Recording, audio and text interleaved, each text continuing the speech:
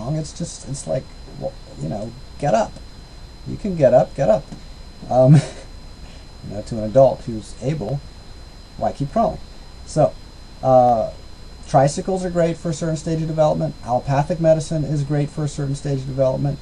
But after that, it might be a bit ridiculous to continue using those methods when outgrown, like crawling as an adult. You do not crawl around. Your 90% of your ambulation as an adult. What? That's just silly. So that's how some people look at allopathic medicine. It's just silly. It's incredibly inefficient and ineffective. It's not that you can't crawl and get somewhere. It's just crawling. So, so the metaphysical medical model of quantum biophysics is relative to the tricycle or crawling pace of allopathic medicine, not just a helicopter, but a teleportation machine.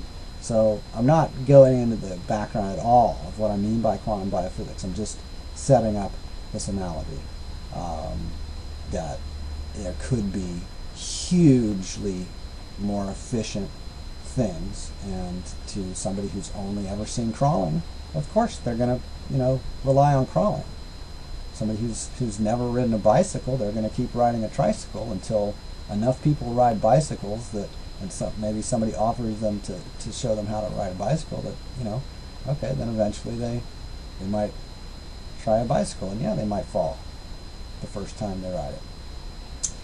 So the entire process of reactionary interventionists, like political salvationists, is predictable and functional within the larger transition from certain destabilizing paradigms to certain emerging paradigms. If some young adults insist that everyone else should ride bicycles too, actually that everyone else should ride tricycles too, like they do, or that they should crawl, let them insist. Either way, soon adolescence will rock their world or melt it. Back to basics. Condemnation is attention, and attention is cultivation. Repression is like a battery or capacitor, collecting charge for a sudden explosive discharge. And I didn't make any reference to this here, but that's exactly what I was talking about before with medicine. If you repress the first stage immune system response, you'll get an explosive, eventually, you'll get an explosive immune system response at another level, whether that's a heart attack or what. Well, that's not a very good example. Like instead of a cold, you'll have a serious fever, or something like that. If you keep repressing the small detoxifications, then there might be a very severe detoxification.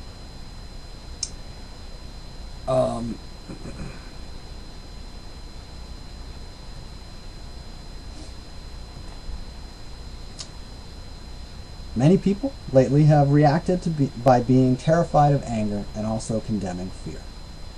How ironic, huh? Being terrified of anger and condemning fear. What other ultra-negative, anti-negativity, social psychology could be a perfect fit for storing up the anger and fear to explode into a burst of panic due to ripple through mainstream cultures oh so soon? Prophets like myself have already seen the lightning on the wall. Whether or not you had the eyes to see it too, which I assume you did not, you may feel the thunder soon enough. More like a 10.0 earthquake, but who am I to mix metaphors? As for the idea that the planet is on the brink of destruction, yes, perhaps the sun will heat up and swallow it in fire eventually. Otherwise, consider that humanity may be at the bottom of a ladder, and if it takes a bit of heat down here to motivate us up the ladder, that may be what manifests, a bit of heat. You're scared about the planet because you think you're a body, right? You, Sherry, to whom I'm responding, this is a written response from a Facebook thread. Sherry, you want to live, and yet you believe that you're subject to death, right?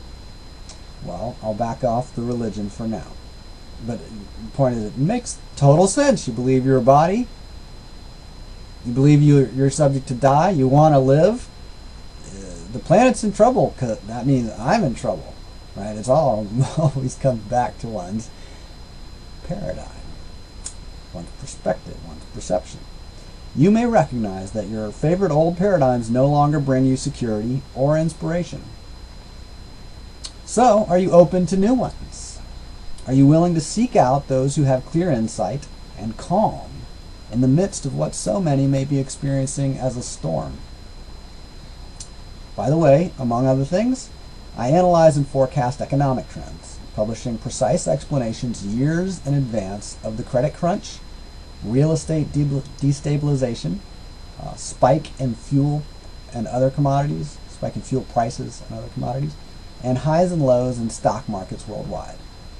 Acceptance of what is provides perfect insight into what is emerging and how to personally adjust to it well as how other people, perhaps those more complacent than accepting, in other words, idealists and perfectionists rather than what I call realists, are so acceptance of what is provides insight into how other people may be likely to react, by which I mean, in particular, with this allopathic orientation, that people identify some portion of reality as problematic.